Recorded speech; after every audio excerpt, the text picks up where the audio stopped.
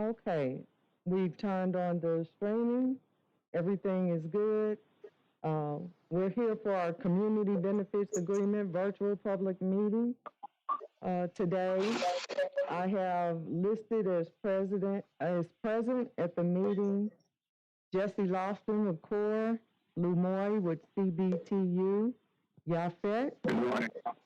Good morning. Yafet El Amin with NOCAN, Brian Holscher with MSD, Adolphus Pruitt with NAACP City Branch, and Jan Walker with MSD.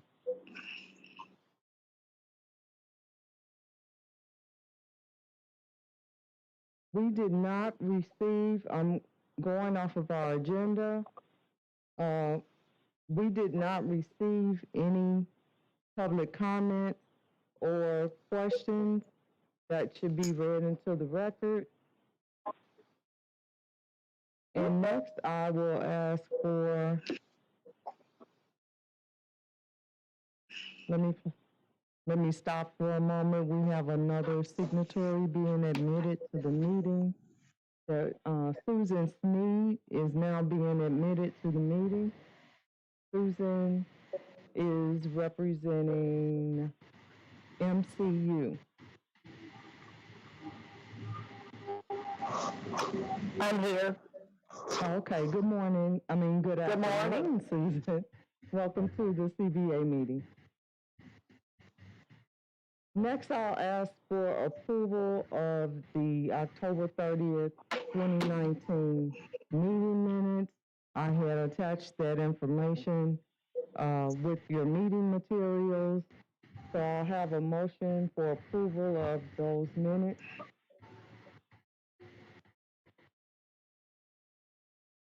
There's a motion to adopt. So, seconded. Thank you. Approval of meeting minutes has been approved. I have. Hey, Shauna, your voice is kind of muted. I don't know if that's... Okay, I'm speaking into the mic. Let's see. Okay. Can you hear me better now? Just a little bit forward. Maybe I need to take off my mask. Can everyone hear me now? Yeah, that's better. I hear you. Okay. I'll try to just speak directly into the microphone without swallowing it. On our agenda next, I'll cover the MSD Diversity FY21 semi-annual report. So if we get that up on the screen, and I'll get started on review of our semi-annual report.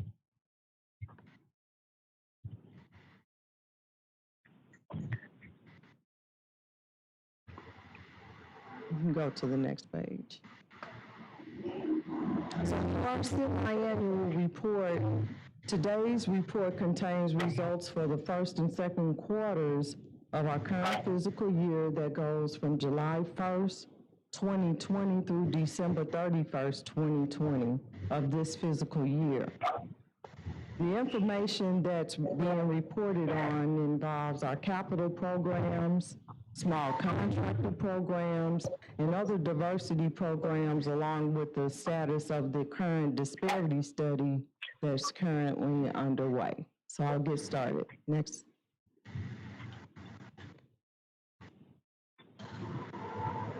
In capital construction, 31 projects were awarded during the period, worth $50.8 million.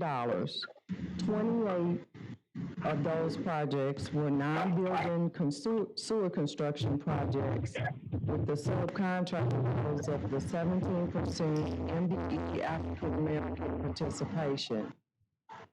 The remaining 3 projects were state-funded projects, and we used the state-funded goals of 10% MBE participation and 10% WBE participation. From those awards, $50.8 million, 21.54% was committed to MBEs and WBE construction firms, and that amounted to $10.9 million. Now you'll see that in terms of the participation for commitments, I'll just give you a brief breakdown of how those commitments were spread out among our African American and other minority participants on those contracts. So we had, in terms of sub-awards, 5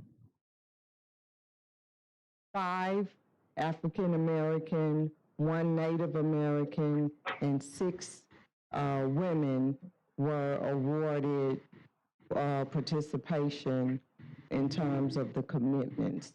And if you look at the bottom of this slide, in terms of payments made on active construction projects, MSD paid out $119.5 million, with $29 million, or 24.45% of the total payments going to M and WBEs on our active projects.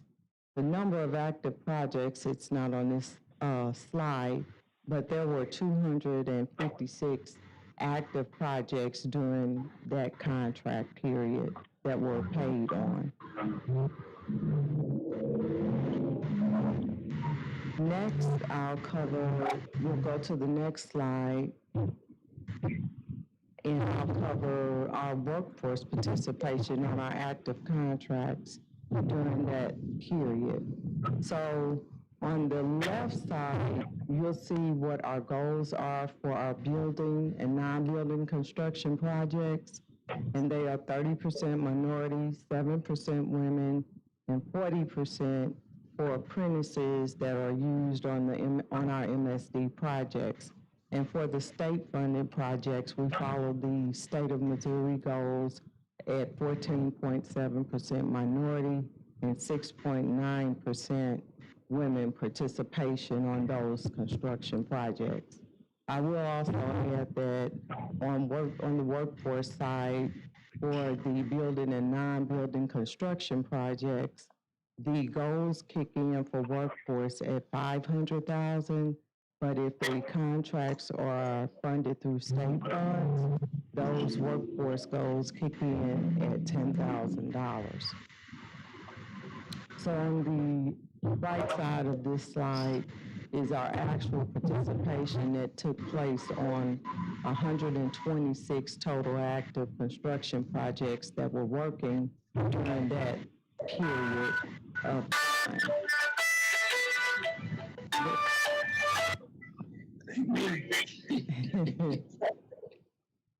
We had 1 building construction project, 2 design build construction projects, and the other 99 projects in the building and non-building construction area were non-building projects. And then for the state-funded projects, there were 24 total active state projects that worked during this time period. So on this next slide, overall, for our workforce programs, we applied the 30% in MBE participation and 7% women participation across the entire capital program for workforce. And in doing that, across the entire program, we have a total of 378,000 hours that were worked. And minorities represented 28.8% of those hours worked, and women represented 7.47% of participation on those 126 projects that were actively working during that period. Additionally, Shonda, I had a question about that. So I see at the top you say the 378,000, but that doesn't. How does that relate to the numbers in the chart with the man hours that are listed? the 378,000 hours represent the total number of hours that were worked on those 126 projects that were worked during that time period. And then in applying our 30% MBE goal for our program to the 378,000 hours, if you look in the first category column, 30% of the 378,000 hours equates to the 113,000 Okay, hours. I got you.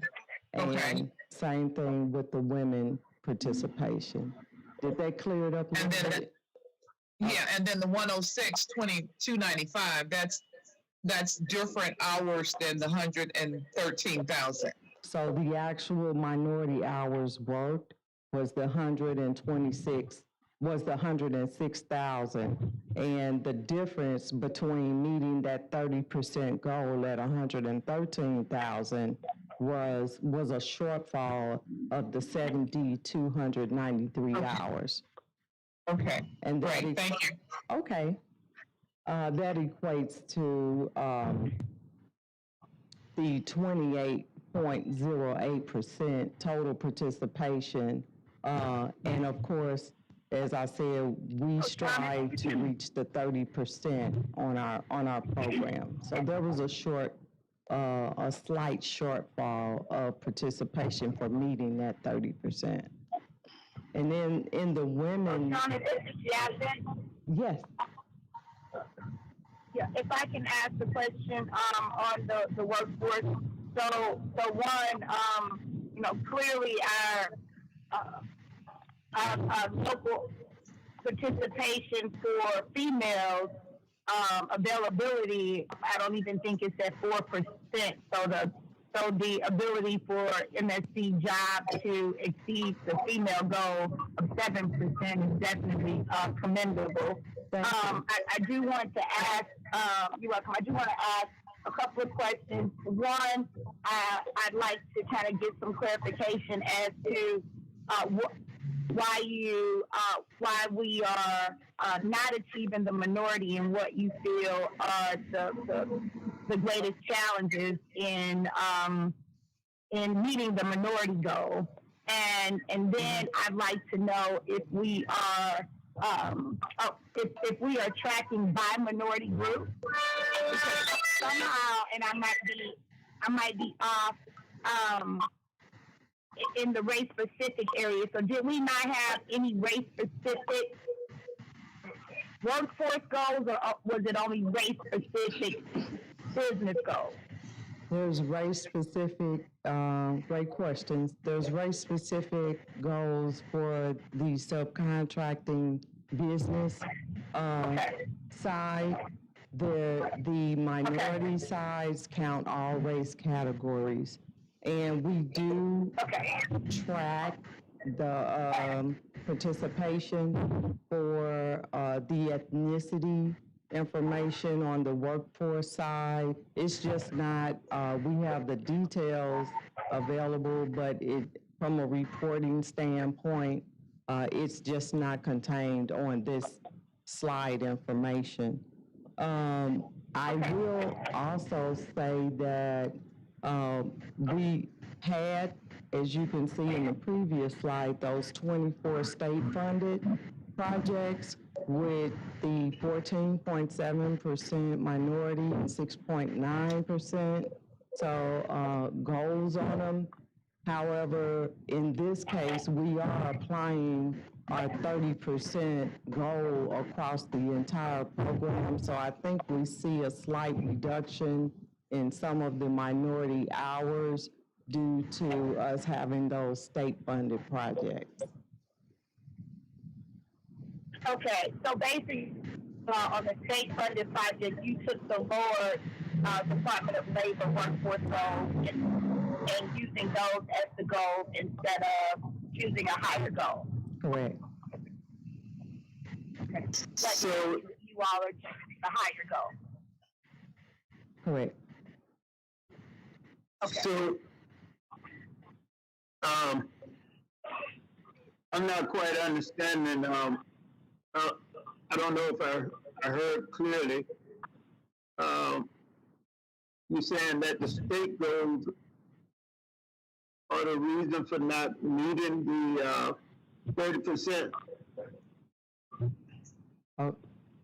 What I'm, well, to try to clarify this is, we are meeting our goals in the area of these state-funded projects. However, those goals are slightly lower. Instead of the goals being 30%, they're 14.7% on those projects, and it may cause a slight lowering of our workforce participation numbers based off of the number of state-funded projects that we put into the equation when we calculate the 30% across the whole program. Say, for instance, we have the we had 102 projects with our 30% minority, 7% women goals. And we had 24 projects with the 14.7 and 6.9% goals. But what we're doing is combining all of our projects together into our program to strive to meet the goal of 30%, even on our state-funded project. Right. And that's good. Because I think that was the floor. I don't know if anything precluded or stopped MSD or prohibited MSD from choosing a higher goal, even though they were state-funded projects. I want to say I think that Department of Labor goal is the floor, Right. not necessarily the ceiling, right? Okay. Shauna, Yeah.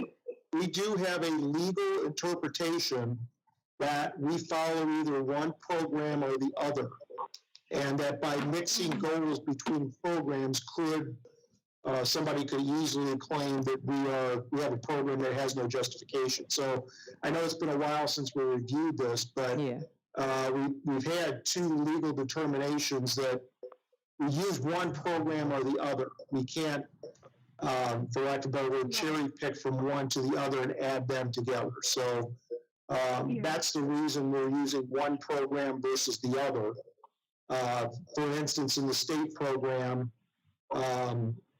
because we have the WBE goals, somebody could sure argue we should have WBE vendor goals in our non-state programs, and we can't do that either. So we're following what the legal recommendation was as far as following the both vendor and workforce participation goals using the ones that come out of either program as a program.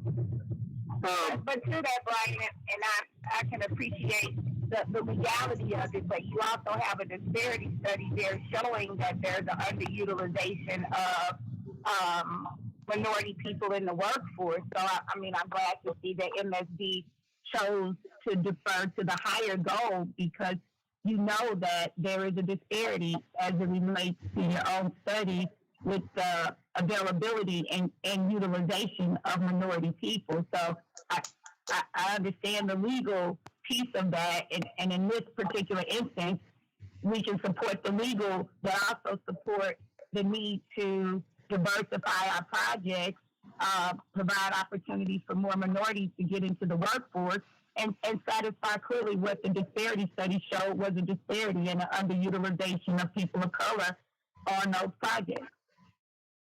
And we did, and I know it's been a while, we did go through the process of proposing to the state that we use our disparity study results as the DBE program, both for enterprise and workforce. They declined to pursue that. Legally, they have to approve it or get approval from the federal government. They were just not of a mind that they wanted to do that.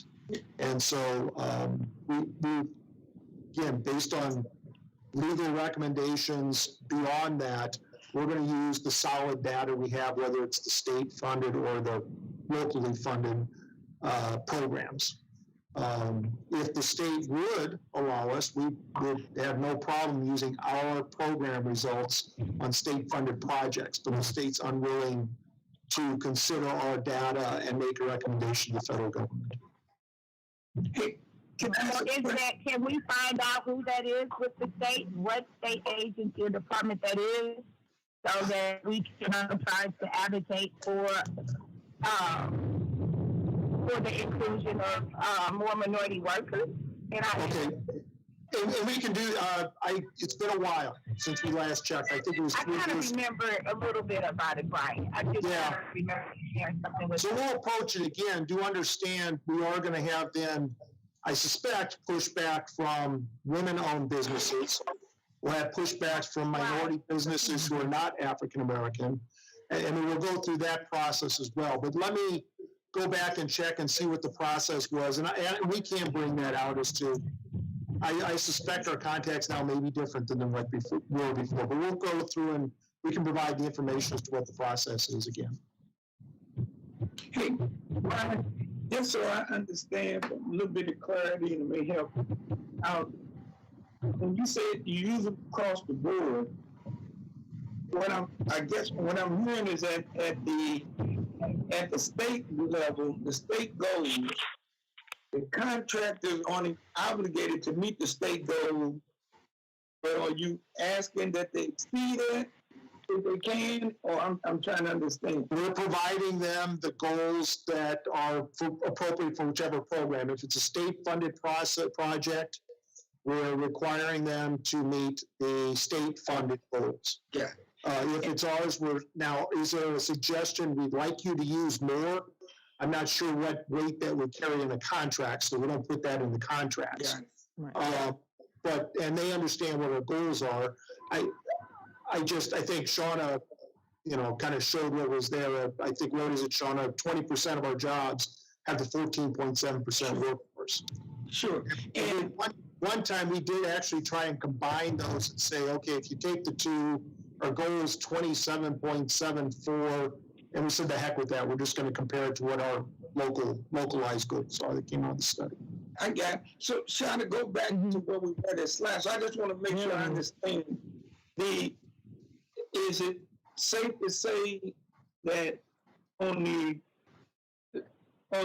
projects that have the 30% goal, workforce goal, are they meeting the other words, the shortcoming you showed with it combined, is that attributed to those who had a 30% goal not meeting the goal? I strongly believe that the majority of the 30%, 7% goal projects are meeting those goals. I understand that you're saying the majority, so I'm saying that 7,000. If you go back, I thought I just saw 7,000 hours. Go to the slide we were on before. Okay. The next slide. I think it's the next slide. Yeah, right. So Right. we understand 7,200 hours. Yeah. I'm saying that those 7,200 hours are all of those attributed to projects that had a 30% goal not meeting the goal, or some that attributed to the project with the state goal and not meeting the goal. That's what I'm trying to figure out. So the shortfall of the 7,200 hours, I will say that for the state projects, even though their goals are lower than the 30 and the 7, that a great majority of those projects are coming pretty close to meeting our goals, and that this shortfall for the 7,200 hours is a shortfall that is a result of the lower goals that are exceeding the 14.7 and 6.9, but they're not quite reaching the 30% and the 7%. I'm still a little confused. I guess what I'm saying is, which set of projects are meeting the goals? Are they the ones at the 30% coming up short, or the state goals coming up short? Which projects are coming up short? So Adolphus, I think, let me ask the question a different way, see if I got it right. I think what you're asking is for just our projects that have a 30% goal, what is the utilization on just our funded projects, not the state funded projects? Yeah, is that right? Yeah, 2 hours attributed to them versus the state versus the state projects meeting their goals. I mean, somebody's coming up short as I read it. Shona, is that something you could get as what is the percentage of hours worked on those projects that have our 30% workforce goal? I don't have it here in front of me right now, but I can get the breakout of that. We have that data. Adolphus, I think that's what you're looking for, the actual participation on the ones with the 30% goal and the actual participation on the projects with the 14.7. Yes, exactly. 'Cause it would be great to understand which ones are coming. And the reason why I ask is because both of them, whether state or non-state, they both consist of building and non-building projects, right? All of our state-funded projects are non-building.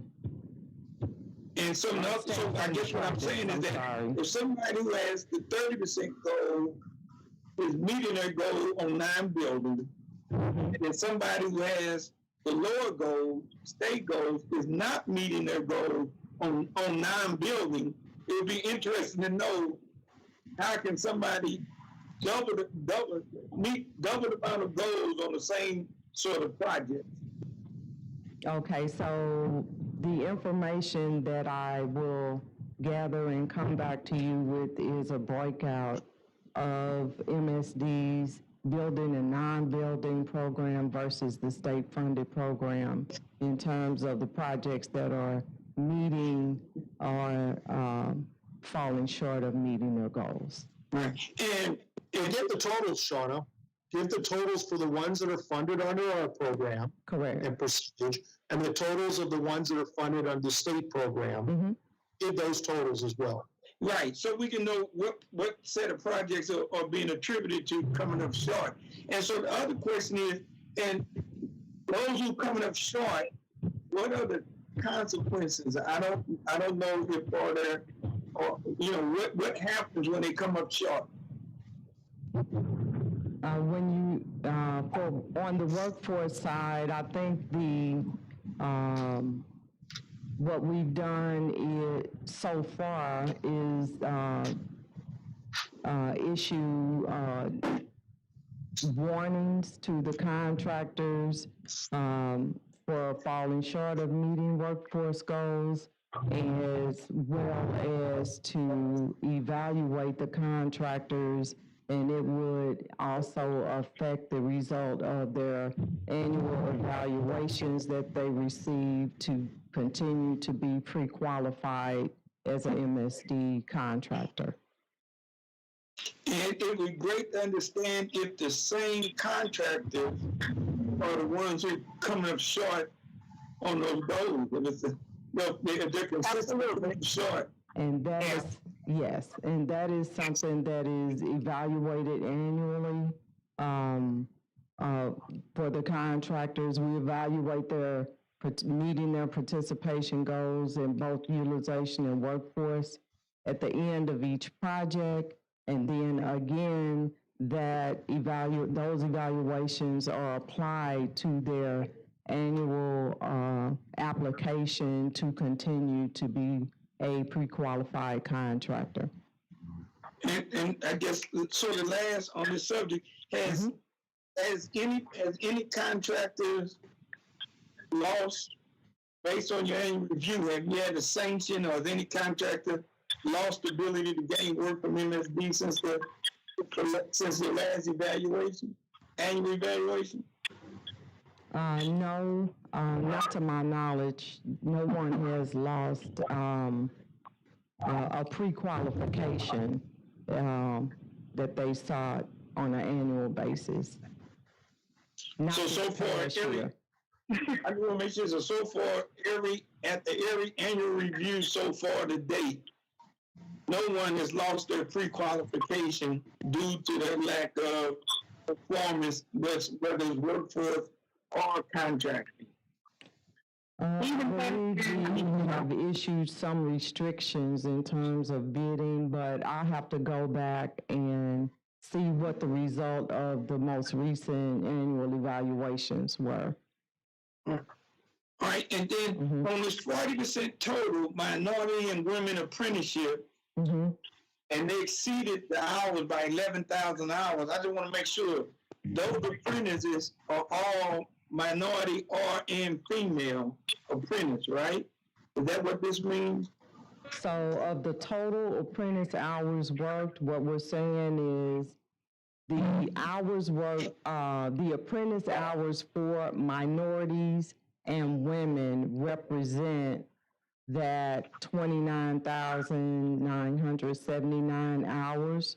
And that equates to 64%, well, about 65% of all the hours worked being trained or worked by minorities and women on the apprentice side, because contractors, in order to count the apprenticeship goals that we have set, if they bring apprentices onto MSD projects, then 40% of those hours worked in the area of apprenticeship, they must meet the goal of 40%. And so most of that, so if I'm looking at this right, so I'm trying to understand, if they exceeded the hours by 11,000 hours, and that 11,000 hours attributed to either minority or female, and yet the female only exceeded by 1,700 hours, and the minority is under 7,200 hours under, I'm just, Adolphus, let's let Shauna pull her stuff together. If you do the math real quick, everybody can meet the 30% minority workforce on our regular jobs. Everybody can meet the 14.7% on the state jobs, and our total would be under 30%. So she needs to see if there's a miss there at all. On the minorities and women, correct me if I'm wrong, Shauna, do they count towards the minority and women participation numbers, or are they separate? They're separate. They're separate. These So are they're only apprenticeship hours. so, And they're not included in the minority and women hours. okay, which means that this 40%, say out of those 11,000 hours, if 7,200 of those hours are attributed to minority apprentice, then the actual minority workforce hours on the job is not under by 7,200, or is. I'm trying to understand, because since they're not in there, that we actually. But why aren't they in there? Well, I mean, technically, if they're not in, why aren't they in? Because, well, say for an example, I'm a minority female and I'm new on the job site. I'm an apprentice. I should be able to be counted 3 times as an incentive for that contractor. So I'm a minority female and I'm an apprentice, but I only count as an apprentice and not a minority female, which in essence would give a contractor more incentive to use me because I'm a black and I'm female and I'm an apprentice. So if you all are not counting it, I would suggest that you look at how other entities are counting it, because on the workforce versus the business side, you can't count as both. But on the workforce, typically that person can count under each one of those categories that's applicable to them.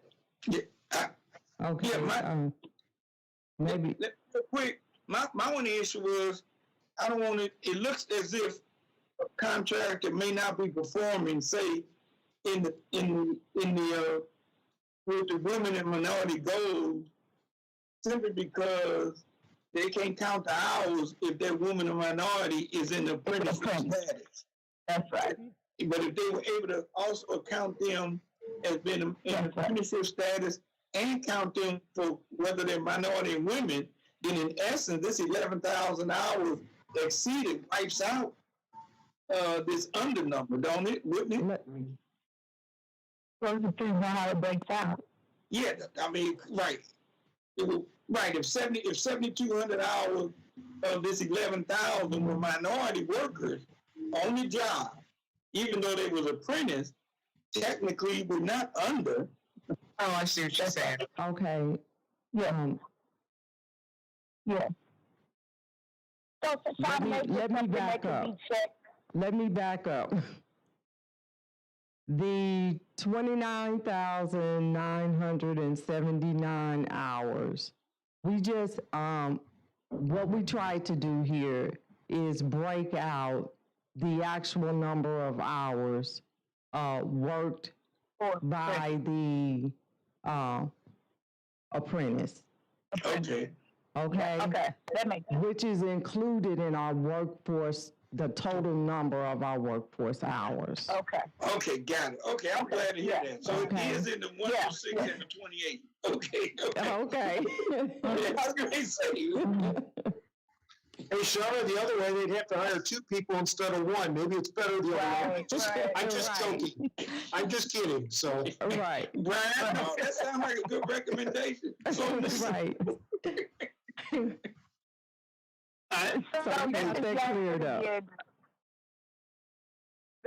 Okay, so quick question, Shauna. I'm following you on that. Thank you.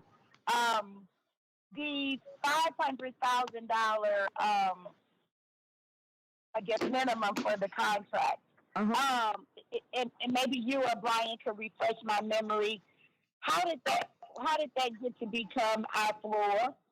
And I only ask because I know that we've done some great things with that small contractor program and opportunities for smaller people to get MSD work. A lot of those companies are MBE companies who will largely hire people of color as well, but it's not necessarily counted because it's under 500,000.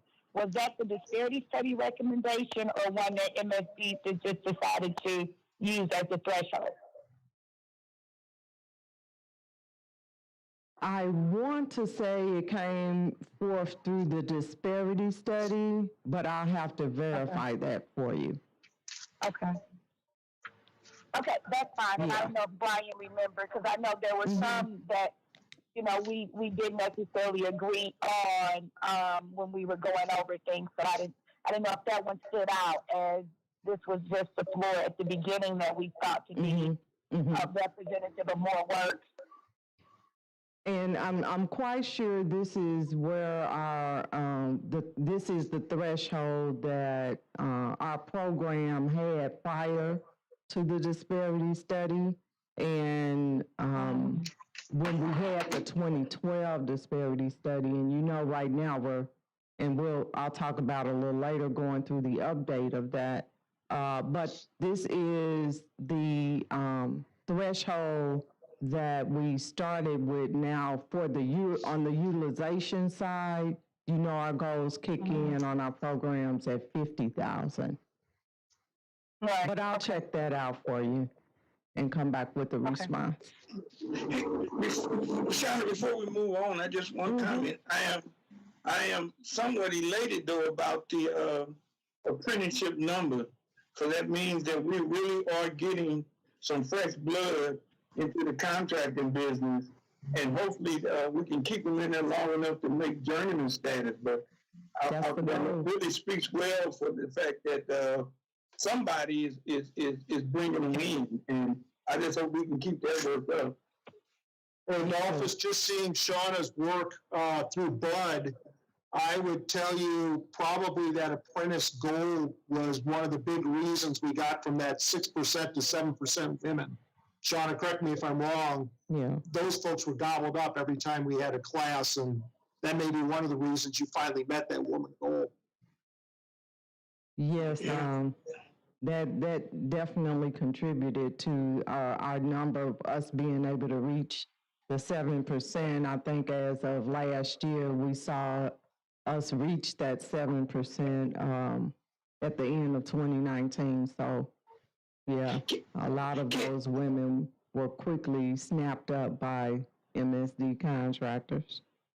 And it would be great. I don't know if you can do this, but it'd be great if somehow it'd be great to have a better understanding of where they what classification, what work is, are these like laborers or they combination? You know, it'd be great to understand where they coming from, who's producing, who's really producing these apprentices, and it'd also be great if you can provide zip codes where they coming from, because it'd be great to understand where these are mainly city folk who become apprentices or the county. And the reason why I say that is because the city is having a tough time meeting its apprenticeship goal on city projects that are funded or incentivized by SLDC. And one of the reasons they keep saying that they keep having the problem because once somebody in the city becomes an apprentice and start making some money, they move to the county. And even though they may come back and work on the job, subsequent job, they can no longer be counted. So it's meeting the city goals, but they're no longer a city resident. So it'd be interesting to see where they're coming from also by zip code if you can provide that. I can tell you right now, we don't have that data tracked by zip code or for the apprentices that have worked. We collect the certified payrolls, but we haven't tracked it by zip code. And I'll look into, how we can track that. And what classification they're coming from would be great to understand. Because I'm assuming most of them are laborers. Yes, they are.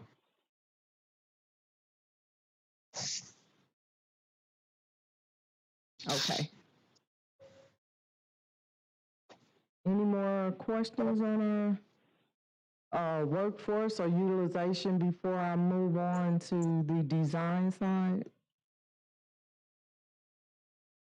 Okay, let's move on.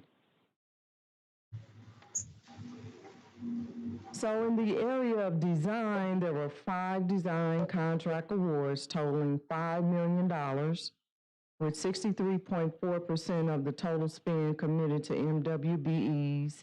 And on our professional services side, we do not have goals there. So we continue to see participation, on these contracts.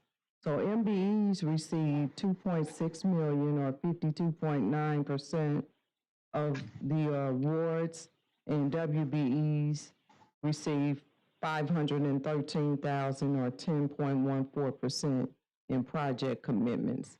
I will add that for these awards, there was, out of the 5, 1 MBE African American company and 1 MBE Hispanic company who were in the role of the prime contractors. And on the subcontracting level for those awards, there were 2 MBEs, 2 African American MBEs, and there were 4 WBEs that represented the award commitments on the subcontract level.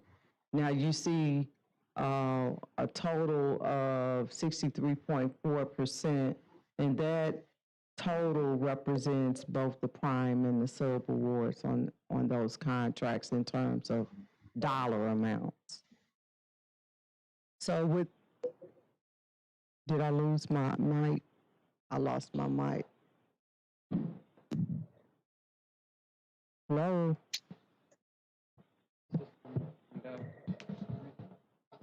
Can you all? Yep.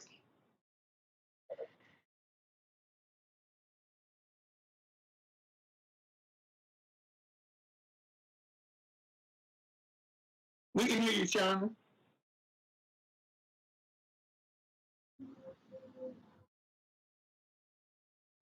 Yes.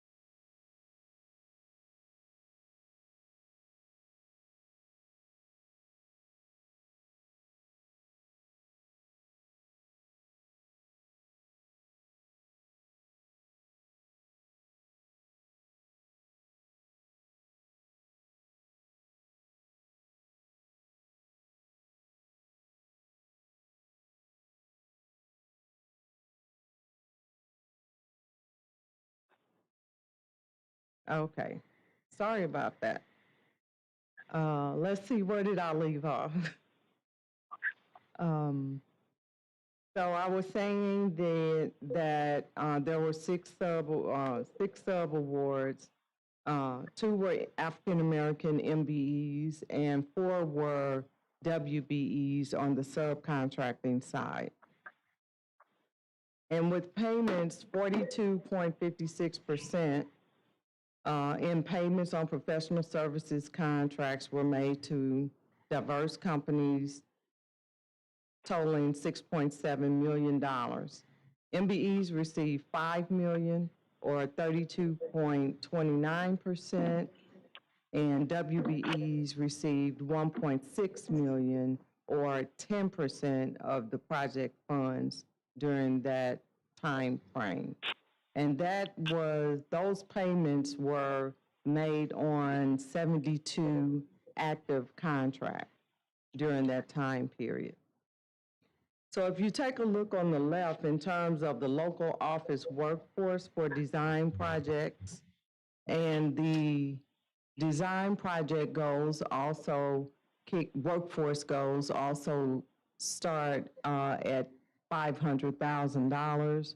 Our design project participation has been pretty consistent at the 17% for minorities and 36.88% work for women, representing the local office workforce of the prime contractors on those active projects that were active during that time period. Are there any questions about our design projects? The only comment I got is that it is truly amazing that without having statutory goals, that you're still able to meet and exceed, in some cases, the goals you had prior to the disparity study on the design side of the ledger. You have no idea when the disparity study first came out and it said that goal, how many people on that side of the fence came at us and said that we inspired to keep them out of MSD projects, and without goals, nobody would do business with them, and they were just going to not get any more share of the projects. And I just wish we can get the rest of the community to do the same thing. I just wish we can do the same thing with some other projects in the area, because this is great. You're doing this without having goals. Yes, Hey, office. I want to give credit to Shauna. If people are looking in 1 year to turn this around, I can see why they think it's impossible. It's taken a lot of years of work with Shauna and Shauna working with the engineering industry to get them comfortable that this would work. And so, and I'll give them some credit as well. The industry has, for whatever reason, they're very responsive, at least the individuals who do the work on the board. So, but I do want to give a big chunk of the credit to Shauna, and they trust us that we'll do things fair, and it seems to work that way. And And Brian, I'm sorry, go ahead, Shauna. I was just going to say, I also equate that to some of the incentives that we put in place after the disparity study when we saw that there were no goals to maintain the participation levels that we had. Right. And thanks for that, Shauna and Brian. I was just trying to jog in my memory. I do remember some of those incentives. But can we also clarify if these design contracts were the ones that were like the 5-year contracts? Were these the longer contracts? Yeah, large right. are. A large. Okay, correct. All right. Correct. But I think that's one of the reasons Shauna's giving you, Shauna's found this, I think, to be real beneficial, is to look at the awards during that period, which are not part of that package. And that kind of gives us a look as to what it will look like ahead. And even with the new awards, she's done a really good job maintaining a very high percentage.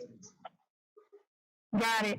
And Brian, I do want to make note, earlier you had mentioned, I think we were talking about the state goals in comparison to MSD goals, and language, if you will, if any language would help. But I do recall at that time where you all pivoted very quickly to the industry who was concerned, particularly the minority professional services that were concerned about what will happen with the absence of the goal. And at that point, I think you all made, I guess, it would be considered race neutral practices in which they could only, do a certain percentage of work and then sub out a certain percentage, which would then still kind of create a more equitable situation, because if they can only do 80, they still would probably sub the 20% to a minority or what have you. So some quick pivots there, but I want to say that to say, I think most of the industry did that because they understood MSD's spirit and intent of what you wanted to see. So even though, and I'm using that to support language, if you will, in contracts that will say, hey, these are the state's goals. However, MSD would like to see higher than the state goals on workforce. We'd like to see higher achievements, because we know on many of our other contracts, we are here. Even if you came to say, well, annually in 2020, our workforce averaged 37% minority. Even though those goals are 14.7 and 6.9, those contractors know that it can be done on MSP work. So I'm just saying that to say, when you all when you make it clear to the industry that we still would like to see diversity there, even though it's not contractual, they do it. And I think this is a reflection of that, and maybe some of that creativity can be used to either see more higher workforce diversity numbers, because at the end of it, it matters for minority businesses, absolutely. But you can have a minority business that's owned by a person of color and still be challenged with workforce on the bottom. And as we look at trying to further stabilize the community, jobs for people are what is making families stable. So I just wanted to add that. Appreciate that. Thank you. Thanks, Shafet. So we don't have any more questions on the design, utilization, and workforce. We can move on to the small contractor program. I had a question. Okay. On that prior slide. So the 18 and the 32 were the goals, and the 17.03 and the 3688 is the actuals. Is that what we're saying? Correct. Mm-hmm. Okay, and then those numbers don't really relate to the numbers on the right. I mean, I don't see the percentages lining up, but that's what it is overall. So is that what we're saying? on the right, we're speaking in terms of the actual utilization, the business goals. And on the left, we're speaking of the workforce goals. So they're not related. Okay. Yeah.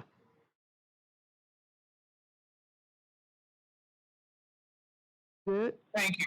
Okay, you're welcome. Next, I'm going to cover the small contractor program. And, this program is set up for opportunities for minority and women contractors to perform as primes on MSD's capital program. And these projects can be awarded up to $50,000. And there's no bonding requirement for these contractors that are performing as prime contractors on the program. So in looking at the program in the first half of this year, the total program spend was $2.7 million, with $843,000 or 30% of the total program dollars going to MWBEs. There's been a total of 218 projects, with 65 or 30% of those projects performed by MWBEs. And you also see that the percentage of spend on sanitary projects is 34%, and on the storm side, those projects were performed at 36% for MWBEs. Now, overall on the program, there's 40 total pre-qualified contractors that participate on the program. 10 of those are MWBEs. We have 3 WBEs, and we have 6 African-American MBEs, and we have 1 Hispanic MBE company that perform work on this on the breakout that you see here on this slide. So We continue to see very good participation on this program. Small contractors continue to use this program as a foundational stepping stone to gain, qualifications and experience on this program to be able to go on to more complex work at MSD. So I continue to see, very good participation on this program, and it's one that's been around for a long time, and MSD will continue to fund this program and promote small businesses into the program to be able to, get their foot in the door, establish a solid foundation for doing sewer work, and, being able to grow their capacities.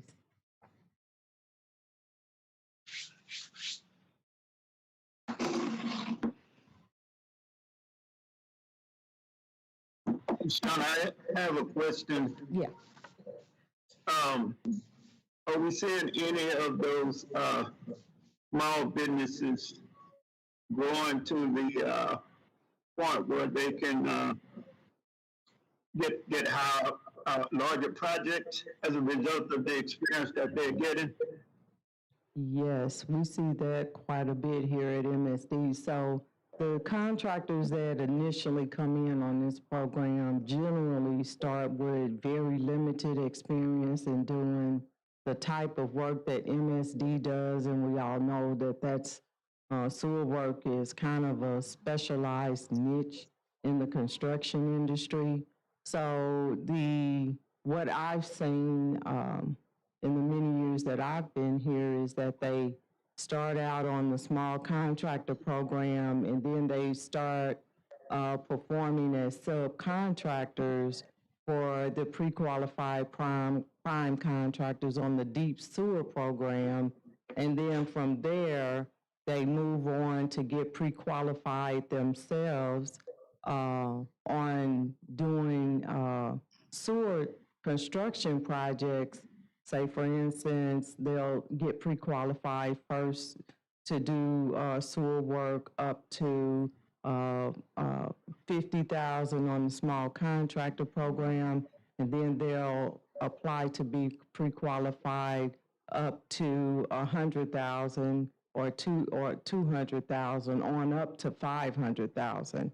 So we see that progression in these contractors that want to gain that experience enough to have a gradual increase in the amount of work that they can bid on. And then eventually, of course, we've seen them move up to be able to qualify as a deep sewer construction contractor. So to answer your question, Lou, yes, we have seen success through the progression of difficulty of work that the small contractors start out doing, and they're generally pretty successful. Okay, thank you. You're welcome. I also want to echo Shauna's comments. This is Yafet. I've seen and spoken with several MOCAN member companies that started off in the $25,000 area, and so I've gotten very familiar with MSD, matriculated through to higher projects, and of course are now hiring more people in the community, including our pre-apprentices, to try to meet the demand of the work and build their capacity. So I've seen it Lou firsthand, and have seen what happens as the result of people getting in, getting comfortable with the organization, understanding how the work flows, and being able to slowly build their company. Yeah, I think those would be some good stories to tell. A success story. Yeah, we do have some success stories, and what I try to do every year is feature with our annual diversity report. I try to feature one of those contractors from the small contractor program every year in our annual diversity report, just to give them that exposure and to also let everyone know that it is possible to start out on that program and then be able to progress to do the more difficult work and qualify and have that experience to bring to the table when you want to be it on the more complex work at MSD. Great, great. Thanks. So next, I want to cover our community benefits agreement and what we're currently working on and the initiatives that we want to continue to address, as well as, what we have coming up that we'll be talking about and, addressing in the future. So some of the initiatives, just as a reminder, that we've worked on include the workforce development, first source hiring, education and internships. So I have some information since it's been December of 2019 that we last was able to get together. And I know due to the pandemic, we were not able to meet last year, but we have and will be meeting in the future, even if it's virtual, to continue with the work that we started with our CBA agreement. So the next slide, just briefly, I want to give you a little bit of the updates that I have in terms of, some of the ongoing initiatives that we had started. First, let me tell you about the BUD program and our workforce development job training initiative that we continue to work on here at MSD. So just as a brief reminder, the goals of the Workforce Development Grant is to provide a training gateway for women, minorities, and economically disadvantaged adults to prepare for and enter the construction industry with a particular focus on employment and sewer construction occupations. I did just recently learn that BUD has expanded their programming to create what they call the Missouri Works Initiative. And I'll have more information on that expansion of the BUD program in my next report, as we've received, some of their documentation with regards to that initiative and what they're trying to accomplish there. But I will say we will continue with our current criteria under the contract that they currently have to meet the initiatives that were identified with our RFP and in their current contract, which expires at the end of this fiscal year, June 30th, 2021. I can say that during the reporting period for this report, they conducted, and they had some difficulties as everyone else with, with the situation with the pandemic. And, but they were able to hold one class and with 14 graduates in the one class during the period of July 1st through December 31st of last year. And they also continued virtually with the outreach to contractors and the require and in meeting the contractor's requirement when they needed workforce and good faith efforts, they were required to still contact Bud, and that is a material term that remains in all MSD construction contracts, is that they have to, contact the Bud program. And so there were 8 contractors who used the program in that reporting period to continue to meet their workforce initiatives to get minority and women workers on MSD construction projects. So we will continue to address workforce development as part of our initiatives, and we will continue with our BUD contract to the end of the contract term that ends at the end of this fiscal year. They do have an option year that will be available at the end of the contract year, and we will have a comprehensive report of everything that the contract entailed and everything, all the criteria that was identified for the workforce development RFP will be reported on at the end of the contract.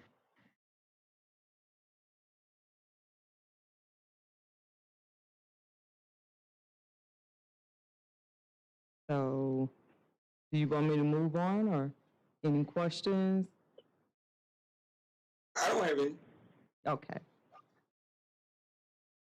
So in this next slide, another, with regards to the education and internship initiatives we have ongoing, we have continued with the education and internship. We continue to have interns at MSD. We had 3 this past summer. Due to the pandemic, in the years prior to that, we've had 5 or 6 interns, but due to the pandemic, MSD currently has a 50% reduction in office capacity. So we also had looks like a 50% reduction in the summer internship participation. But hopefully, as we come out of this, we can continue to get more interns into MSD's facilities. And also, I'd just like to mention, I don't have this on the report, but we can also continue with having interns on the college level in both engineering and operations and in other areas of MSD. Over on the right, you'll see that we continue to also have award scholarships. And if you all recall, in maybe the last time we met, I reported that we went from funding partial scholarships on this program to funding a full ride scholarship on this program. So we strive to at least have 1 minority and 1 female that will benefit from receiving a full ride scholarship to attend and be trained to be a treatment plant operator. And MSD also sponsors the internship that needs to be met in order for the candidates to graduate and be able to be tested for their certification at the end of the program. So this past year, we did award 1 minority male and 1 female full ride scholarships. I also add that in addressing some of the barriers that was identified, we also, in addition to the full ride, we give the scholarship recipients $1,000 stipend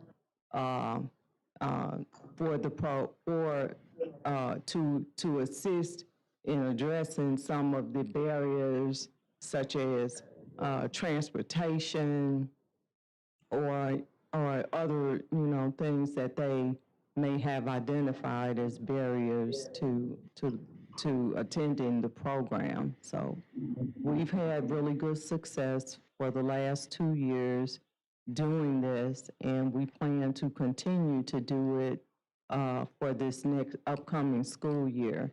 So I will be sending all of our signatories information on getting applicants to apply for these scholarships that we're currently recruiting for right now for the next school year. That'll start in August.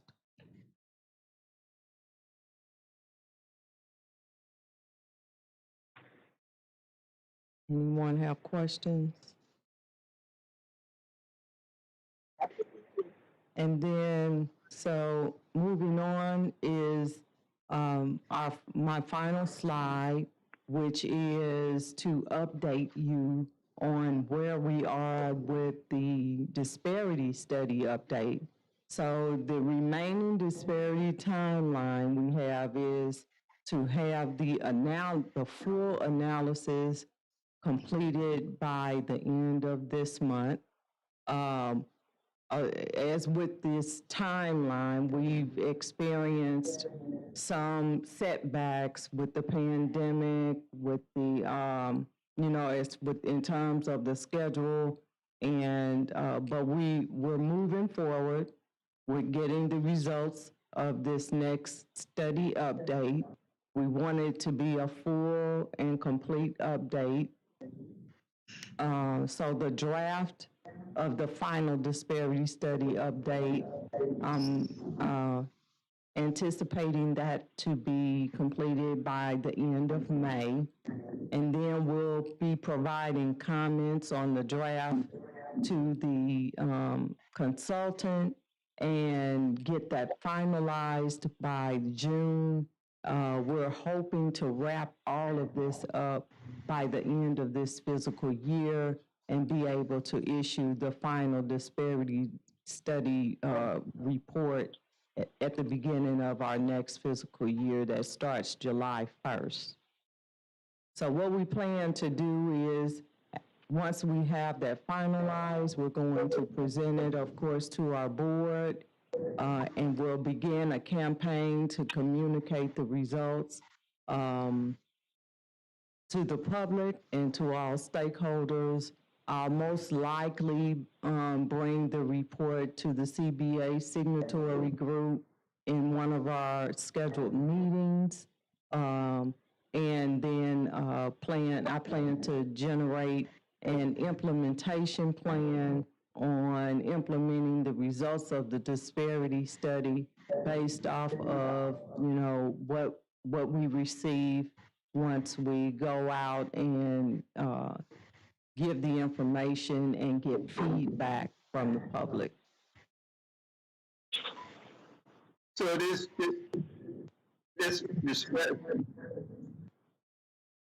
I'm sorry, this is study covers the last 5 years.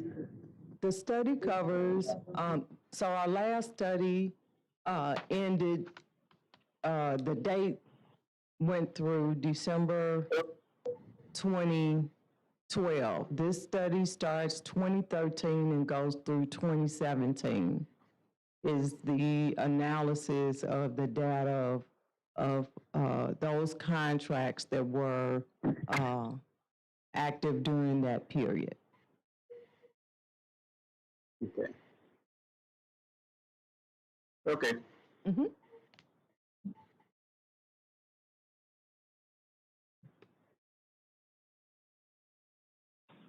And I believe that's my last slide.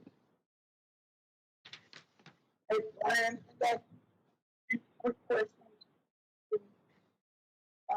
That's okay. Your voice is fading out. Is That Brian, I think you muted. Can you hear me? not yet. Keep talking. Let's see if we Testing, can. 1, 2, testing. Is that Adolphus? Yes. Okay. I heard yes really clearly, so can you repeat what you were commenting on? I'm gonna ask Brian, I got about 3 questions. That's okay if you can. Still can hear me. I can kind of hear you, Adolphus. If you asked me, we're getting a feedback from somebody else. Yeah, I haven't touched anything on my end.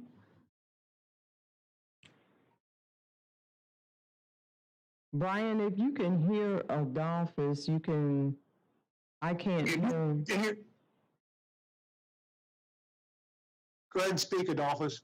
All right. Hey, my question is, so MSD as it relates to the consent decree, everything is apropos, no surprises out there, anything out there? Adolphus, you broke up. I couldn't really get what was being said. Let me try some.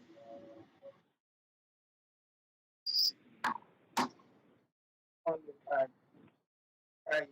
phone. Is that better? You can hear it all. No, that's Maybe you can type in your question in the chat. What might help, it might not be you. One of the things we could try is let if everybody would mute unless you're talking, that might solve the problem too. Okay. If you're a meeting organizer, press star now. I can hear your phone terrifically, Adolphus. so. Can you hear me? Keep talking. Is that better? That's better. Yes. Please record your name and Okay, great. Great. I was going to switch over to the Now phone. Is this better? hmm Hear me? We can hear you now. Oh, they admitted me to be on the phone. Great. Is that better? Now joining. Yes. That's much better. Okay. Hey, Brian, my question was as relates to the consent decree. Are we, MSD, you pretty much in line with the consent decree? There's nothing out there, right? Yeah. Hey, you know what? Let me talk about. There's one point I want to make sure people understand. So a couple of things have happened. I'll give you the big pieces. There was a portion of the program that got accelerated because of a change in the Clean Air Act, and that resulted in us, in order to maintain appropriate levels of affordability, they extended the consent decree by 5 years. Now, that doesn't affect, I guess it does affect the CBA, in that the CBA is in effect through the end of the consent decree. So that'll mean 5 more years that the CBA is in effect. I think that's the way we wrote the document up. As far as where we're at, we are under budget, we're on schedule, we have not missed a single deadline in the past 10 years, or past 9 years now. You may see a number that says the program's gone from $4.7 billion to $6 billion. One of our favorite advocates has indicated that shows that our program went up in cost. It didn't. The $4.7 billion was in 2010 dollars. The $6 billion is in 2020 dollars. So all we did was simply account for inflation as the project went on. So we are on schedule. We're under budget. I will give you, since we're talking about, this is one piece I want to let you on the diversity side. The amount of work we contract out for engineers has been going down starting about a year ago, and it will keep going down. Those large contracts that Yaf had mentioned earlier, they're starting to wear down. I think only 2 of them carry over past 2023. And we'll start going towards individual procurement on projects. The number of engineering projects will go down. Construction will stay the same and even go up a little bit, but it's not going to be the typical work. What got moved back 5 years was the tunneling work, the large tunneling. So it's going to start 5 years later. Instead of starting in 2021 or 22, it's going to start in 2026. So the amount of spend on construction goes up. It'll just be a little bit different profile worth of work. So that's kind of where we're at. We're online. We're making all our numbers. Everything looks good, and I think you guys were around when we originally started the program. We thought with bonding, the monthly cost could top at just over $100. Right now, based on the last rate proposal we sent out, we're looking at somewhere around $90 per month, somewhere in the mid-2030s. So we've actually brought down the projected cost for everybody. So we'll keep doing that. We're doing everything we can within the CARES Act that can be applicable to MSD, and we'll keep doing those types of things. Got it. And as relates to the demolition program with LRA, because you were making some significant impact in some of the neighborhoods and assisting the city in clearing out some of those blocks and doing some of the other waste, stormwater mitigation stuff, do you anticipate it staying at the same level with the new administration, or you have any idea of what the future looks like? Well, since the new administration doesn't take office till Tuesday, I believe, we haven't had any discussions other than to know some of the existing staff are applying for their old positions. So we'll see how that all goes through. I will put to you one of the best advocates we had in the city towards the program was Otis Williams. Obviously, Otis is not there anymore. So most of the program, whether it's the City Shed program or the green infrastructure, outside of the building demo, it's going to keep progressing. As a matter of fact, we just got a $35 million additional authorization through Congress that allow the Corps of Engineers to spend another $35 million more, mostly in the North City area and near North County. This is around the Horseshoe area. So that was good news. We'll keep doing those projects. I know we've got something on the books, but since now we're taking the lead from the city, I haven't checked recently, but my guess is there isn't anything new that's coming out yet. We'll plan on making a contact with the new mayor's office as they come in place and see where they decide to go with that. So that one part you mentioned, Adolphus, is probably just a little questionable as to where they see the priorities being, and they want us to kind of reprioritize those a little bit. We'll have to wait and see. Yeah, and this one of the last, next to last, Project Clear grants. I take it that they're going to continue, or is that something that's going to stop in the near future? Is that something you plan on continue to do going forward? Yeah, no, they'll be part of it. So the green infrastructure within the Bissell and within the Bissell watersheds, that's that $100 million grant. That's still a requirement. It didn't get extended 5 years. So we still have to spend it by 2034, whether that's projects or grants. That'll keep going. With the extension, we did also add another $20 million of grants in the Lime watershed. And that I mean, we're now getting over towards, if you think where the Lime watershed goes, it touches the city a little bit, but it gets near West County and kind of northwest. So it touches a diverse set of people. So we added $20 million to the pot there as part of our proposal to extend the consent decree. So I don't see any reason that part should stop. I think I meant my response only be Adolphus to the building demos. That's really going to be guided by what the city believes their priorities will be in the future.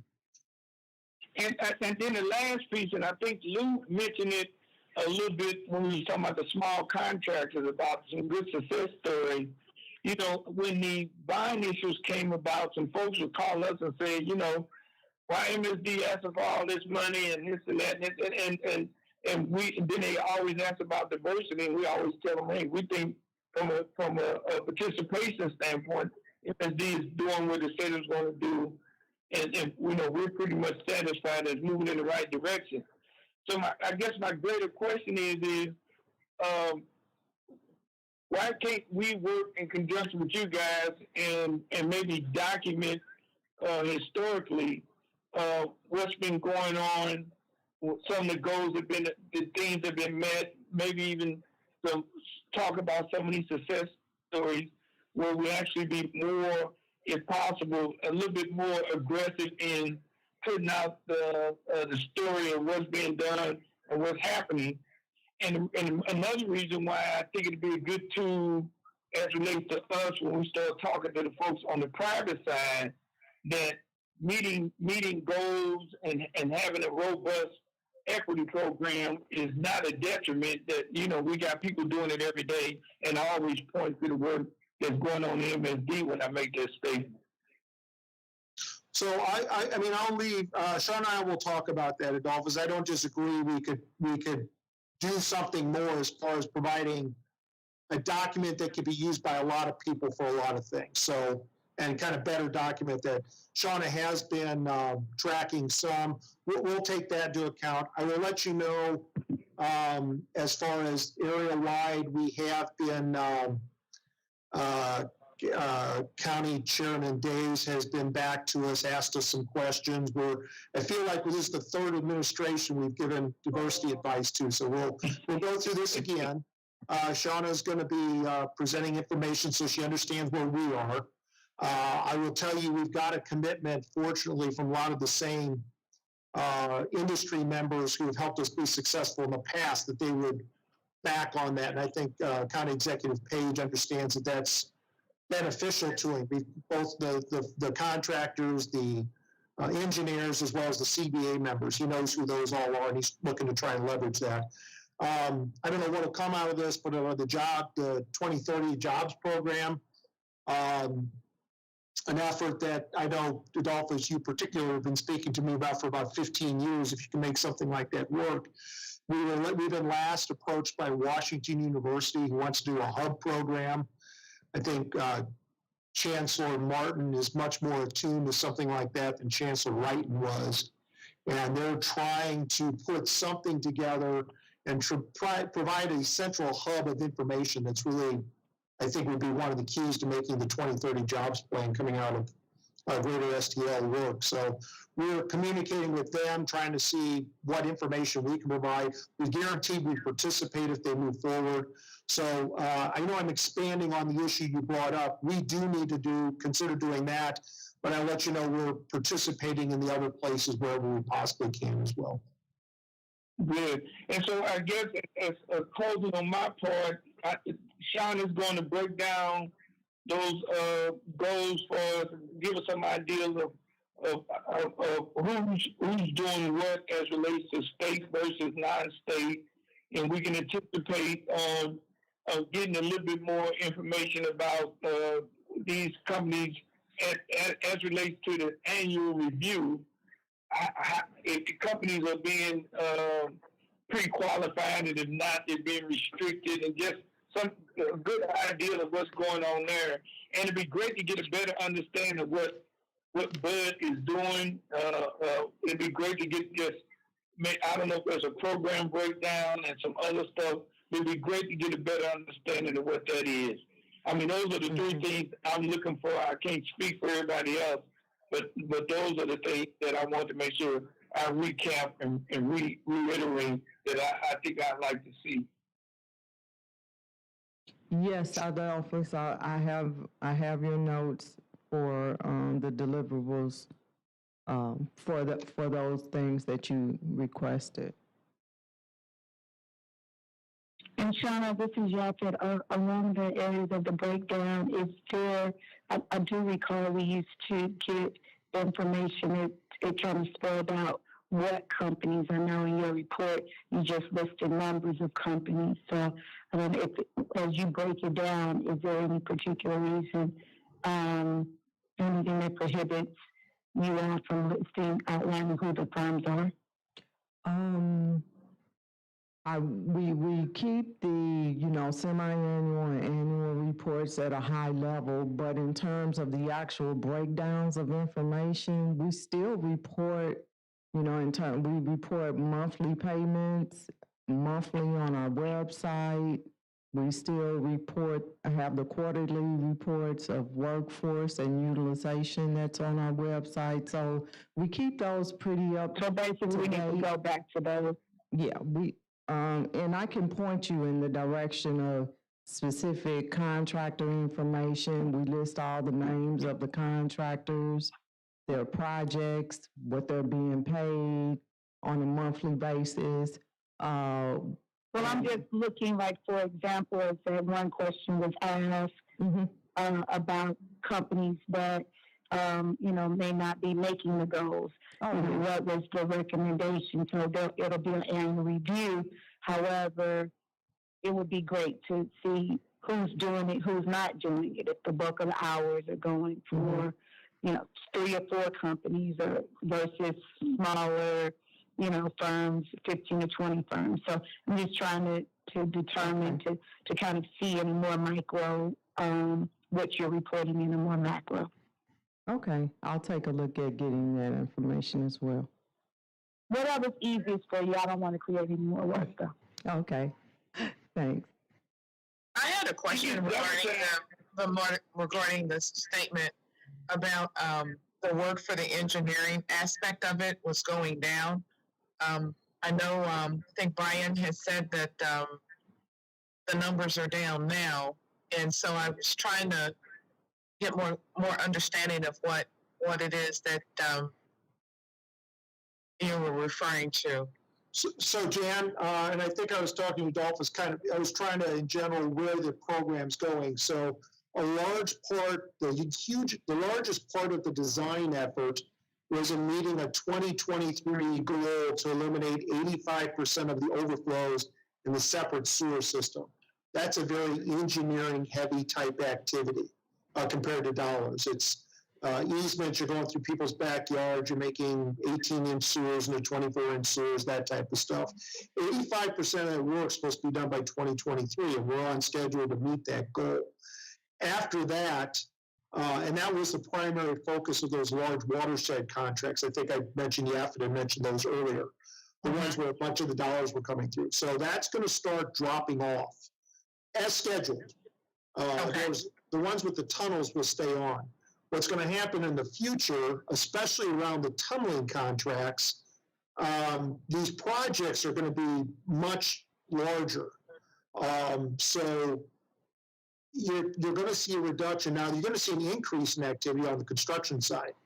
It's going to be a little less sewer and a little bit more tunnel-related activities, but you're going to see an increase there. Some of the firms that are in your area have probably already seen this. The biggest place, Jan, I would put to you, those who participated heavy in the watershed contracts, they notice they're getting less work last year and they're getting less work this year. Because we're basically trimming down. We were scheduling to pull them off around 2023 anyway. So we're staying on that schedule. I would put to you the one thing that's out there, MSD, now that the election's over, we're going to press the public again about a stormwater program. And that's to take care of flooding and erosion problems throughout the entire district. If that got going, that would mean another, assuming what it was passed, that'd be another $30 million a year in the program. And because it's design heavy, it's probably another $6 million a year worth of design work. But we're going to start that process, see what the public says, see if they want us to give it another shot. We've been turned down by the Supreme Court once. We've been turned down by the voters once. I'm of a mind to at least give the voters one more shot at it, and then to see if MSD can provide that service. We're going to go through the next 6 to 9 months with the public, find out what they think. And that will, if it's successful, that will heavily impact the design engineers in a positive way. Okay. Yeah, I just wanted to make a quick comment that I share all those concerns and questions raised about the workforce, and I think that you guys have done such a great job that you can get your hands around whatever that problem is that caused the shortfall on the workforce goals, so as to prevent that from growing, into a bigger problem. And that's my main concern, and I'm very interested in seeing what you find out as it relates to some of the questions that's been asked about it. But I think overall, I think you're doing a great job. Yeah, when Shauna shows you the breakdown between the participation on the jobs that have a 14.7 goal and the jobs that have a 30% goal, I think I'll give you a lot of insight, at least at a macro level, how things are going, and then she'll provide the other information that was requested. Right, I will. Thank you. And quickly, I forgot about a breakdown on apprenticeships, those trade areas that most of those apprentices are coming from. Okay. I mean, we assume it's labor, but it'd be great to know just what they are. Okay, I We got did have a little influx of operators come in, one or two classes, Sean, if I remember correct. correct. Women operators. Operators? Operators? No, impossible. Hey, I didn't want to, am I wrong, Shauna? You're right, Brian. Okay. Operators, oh wow. Laborers and You're getting into operators. the real money there. Yeah. Hey, and before we pass out, I just want Susan, thanks for hopping on. Susan had little dinner work going on, but she hopped on anyway. We ought to make her talk just to test it out. Hey, Adolphus, you brought a topic up, and we'll do some more research, but I think if this sounds familiar to you about what do we do with M-Slice, this is ringing my bell anyway, the only provision we have in the current contract, somebody has to self-remove themselves from the contract. If that sounds familiar to you, I think that's what we looked at before. And the problem was finding Ramona to get her to do that. We'll look again, and like Shauna said, we talked about this previously, but I took the chance to look through there. That's the only provision we put in the contract, was to self-remove yourself. There wasn't any other way to remove anybody. But we'll keep looking.